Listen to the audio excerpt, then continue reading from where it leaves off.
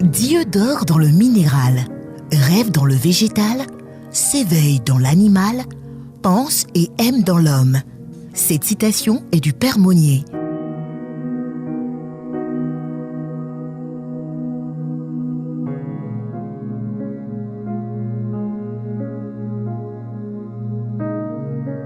L'étude de l'arbre de vie kabbalistique est essentielle dans la compréhension des mystères de la Kabbale. Cette compréhension nous fait prendre conscience, en tant qu'être humain, de ce que le célèbre verset biblique du psaume 86 signifie.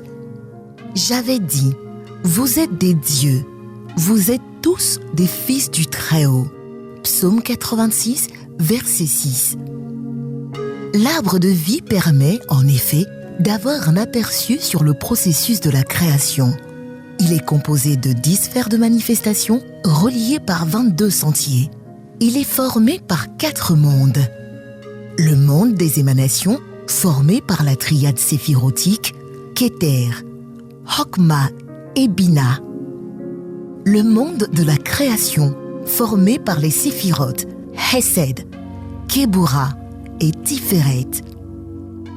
Le monde de la formation, formé par les séphirotes, Netzah, Hot et Yesod.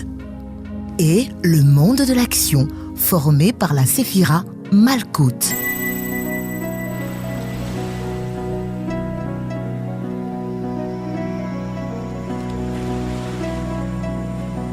Les séphirotes du monde des émanations.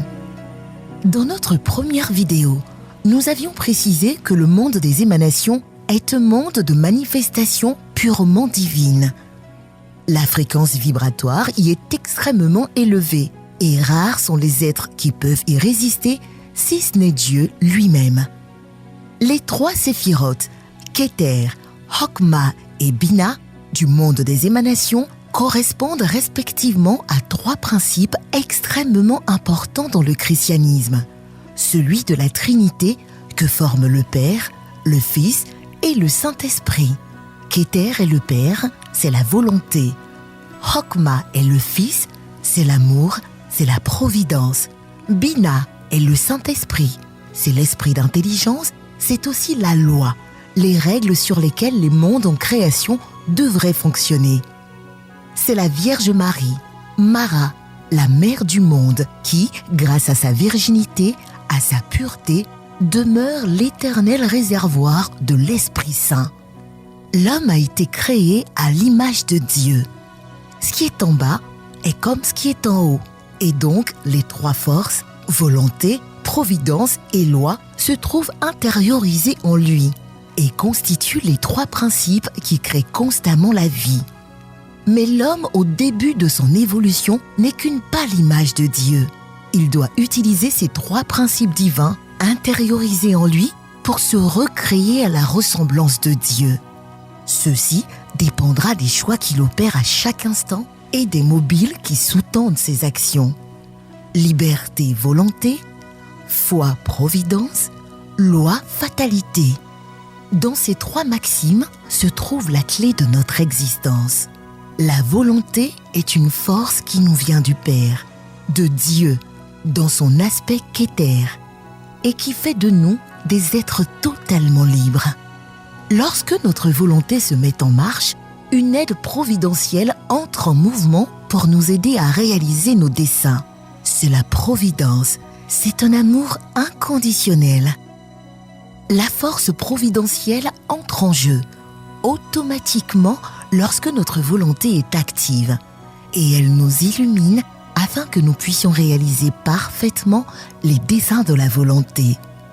Cette force providentielle vient de Chokma. Mais attention, si la volonté n'est pas agissante, la providence ne le sera pas non plus.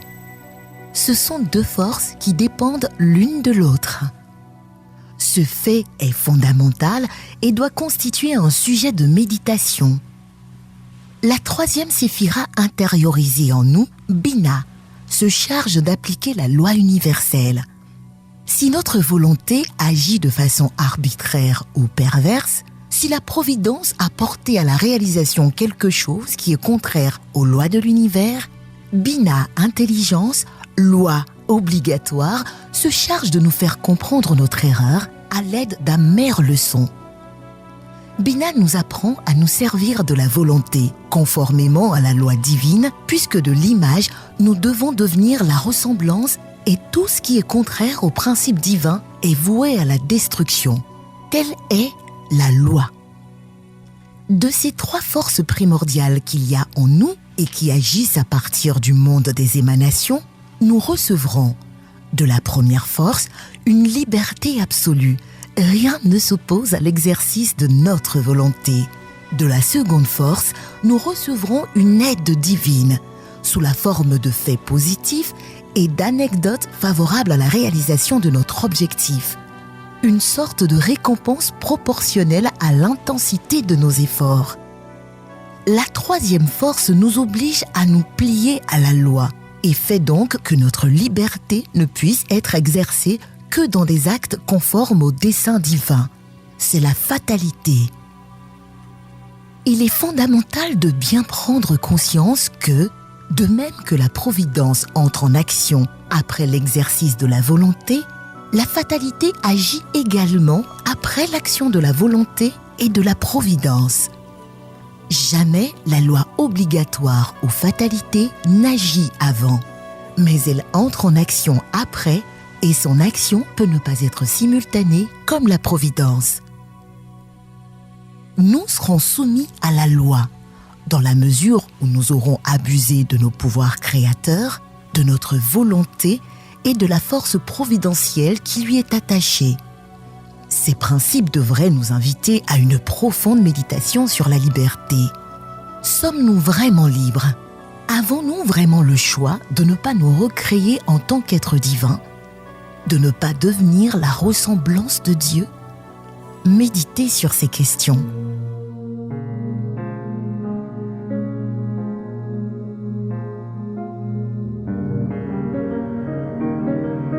Les séphirotes du monde de la création. En s'obscurcissant, Binah a permis l'existence d'un monde à un degré inférieur à celui du monde des émanations.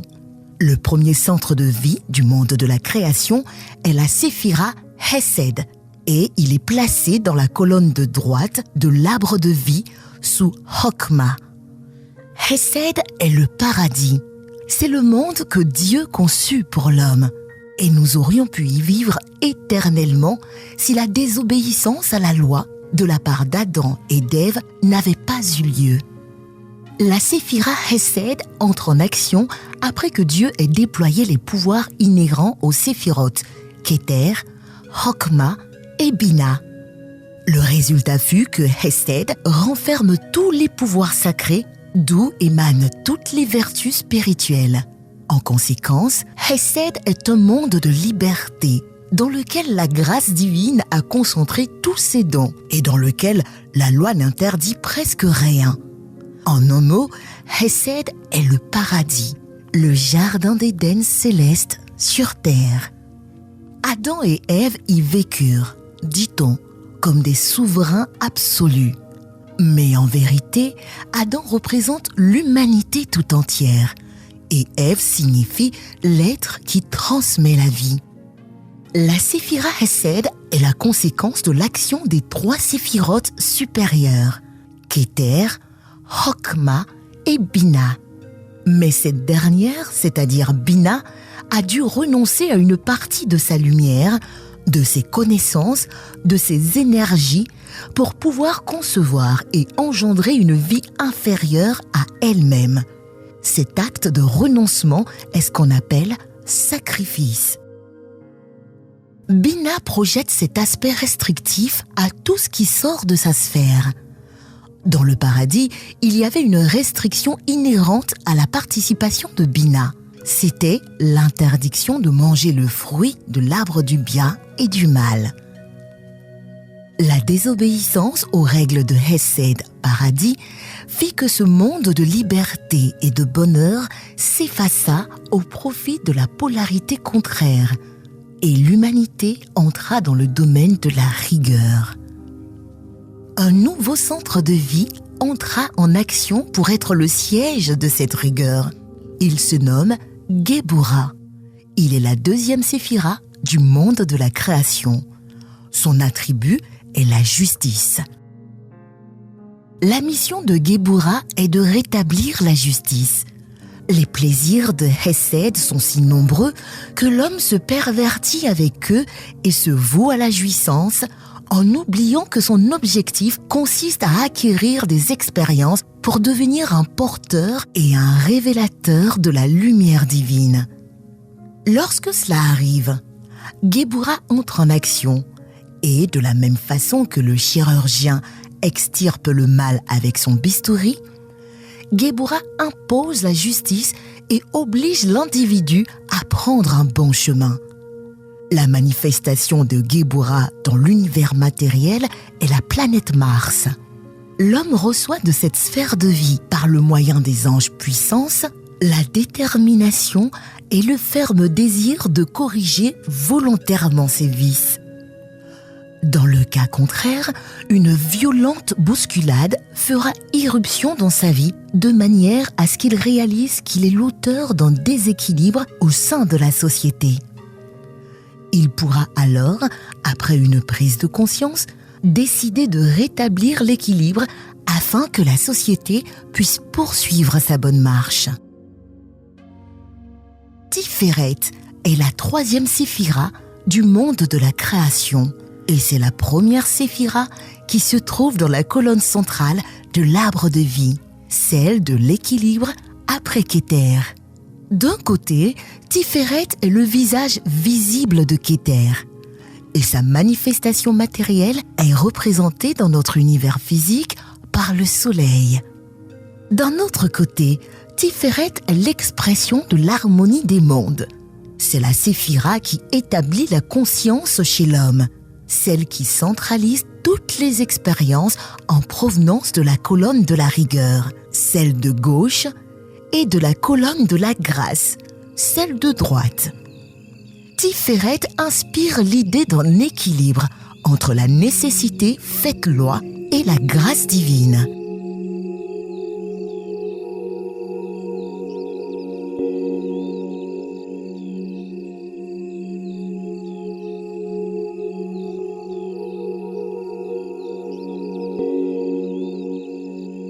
Les séphirotes du monde de la formation. Netzah est la première séphira du monde de la formation. Elle inspire l'idéal de la beauté. Elle se trouve dans la colonne de droite, au-dessus de Hesed. Elle est là pour nous dire que nous ne devons pas vénérer uniquement l'utile, mais aussi le beau, l'élément qui rend harmonieux un ensemble, le parfum qui donne un sens à la fleur.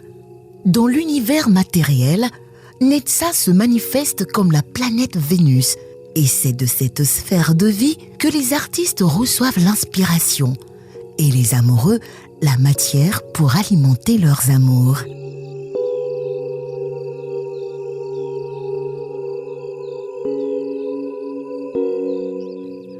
Hod est la deuxième séphira du monde de la formation.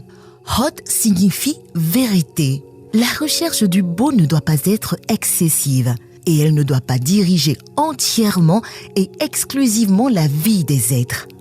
C'est pourquoi la contrepartie de Netzah est Hod. Hod pousse l'individu à découvrir le vrai contenu dans le beau. Dans l'univers matériel, la manifestation de Hod est Mercure, de qui l'intellect humain reçoit les énergies qui lui permettent de discerner le vrai du faux. Yesod est la troisième séphira de la colonne de l'équilibre et la troisième du monde de la formation. Sa tâche consiste à cristalliser la volonté émanée de Kéter. Après avoir reçu les forces des différentes sphères de vie, l'homme décide d'agir. Et c'est Yesod qui cristallise cette volonté d'action et qui la transforme en acte, en anecdote dans la réalité. Dans l'univers matériel, Yesod est la lune, connue en astrologie pour ses effets de cristallisation, puisque rien ne se réalise dans notre monde sans l'activité de la lune. D'autre part, ces Yesod projettent la conscience supérieure vers le bas et donnent lieu aux actions physiques. Elles centralisent également les expériences qui montent d'en bas, de Malkout, les connaissances obtenues grâce à notre action dans le monde, et elles les renvoient vers le haut, vers la conscience supérieure, représentée par Tiferet.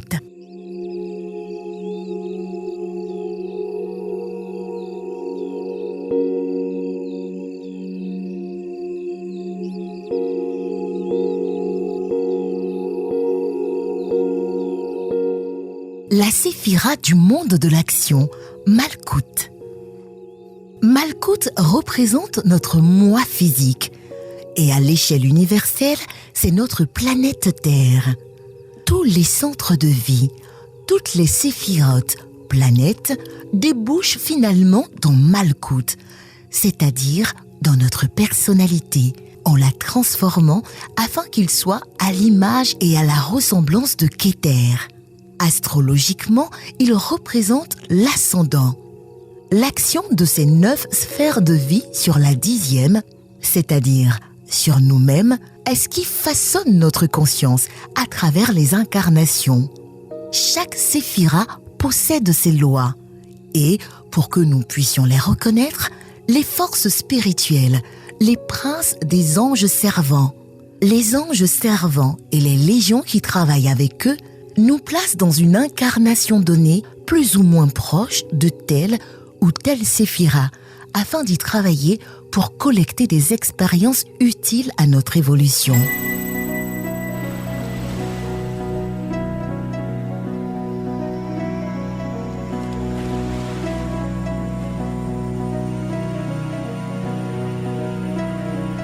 La présente vidéo est indispensable pour bénéficier des bienfaits de l'arbre de vie kabbalistique et surtout pour prendre conscience de l'immense possibilité dont regorge l'être humain. Notre ouverture d'esprit permet une circulation harmonieuse des énergies du micro-arbre de vie que chacun de nous représente. Et grâce à l'astrologie kabbalistique, nous pouvons savoir quelle est notre mission dans cette présente incarnation et les dons, les potentialités qui nous sont offertes pour réaliser cette mission. Nous pourrions aussi savoir quel est notre niveau évolutif et dans quelle séphirote nous sommes venus sur Terre pour exercer nos facultés créatrices. Parallèlement, l'arbre de vie kabbalistique nous aide à nous connecter à toutes les forces symboliques qui y sont inscrites.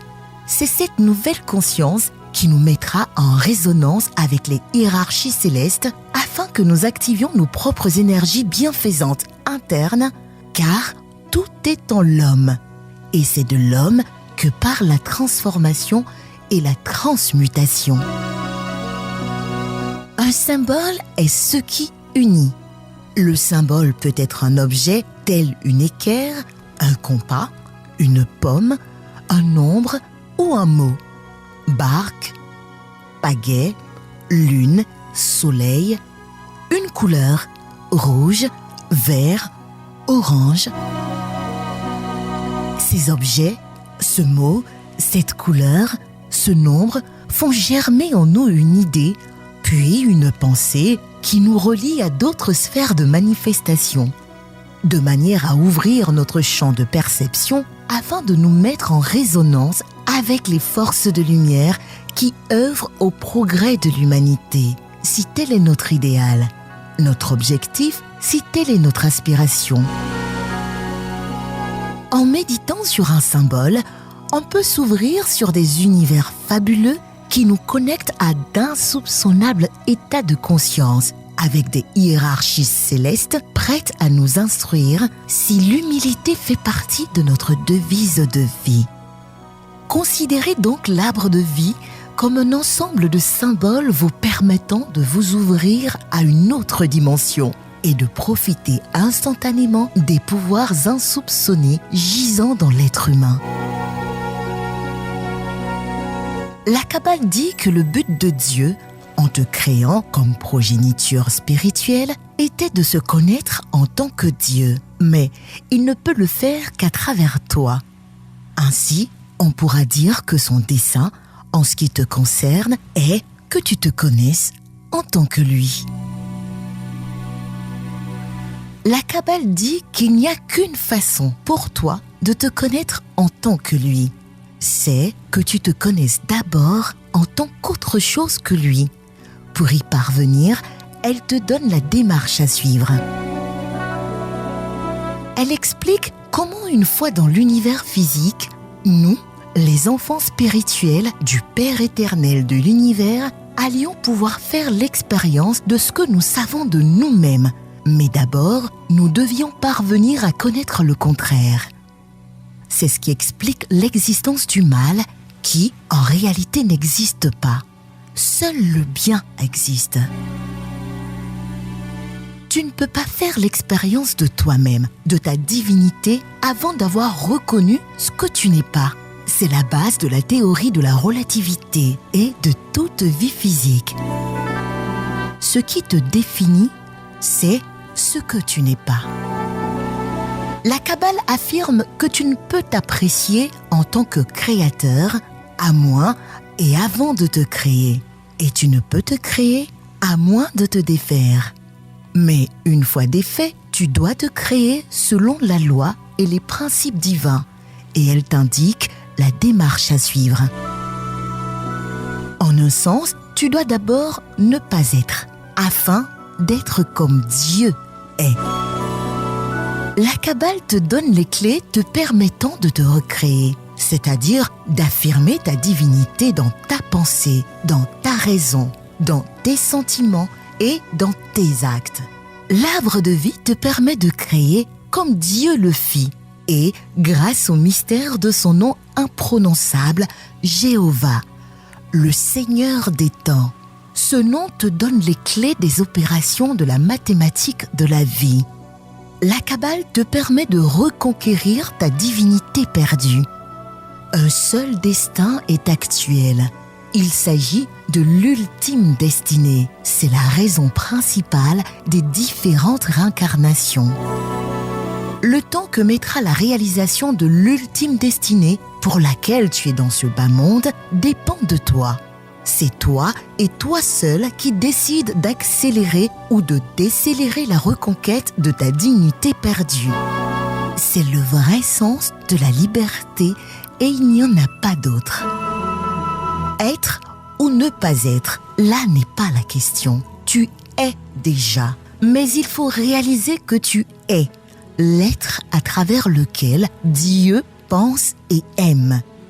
Le porteur et le révélateur de la lumière divine.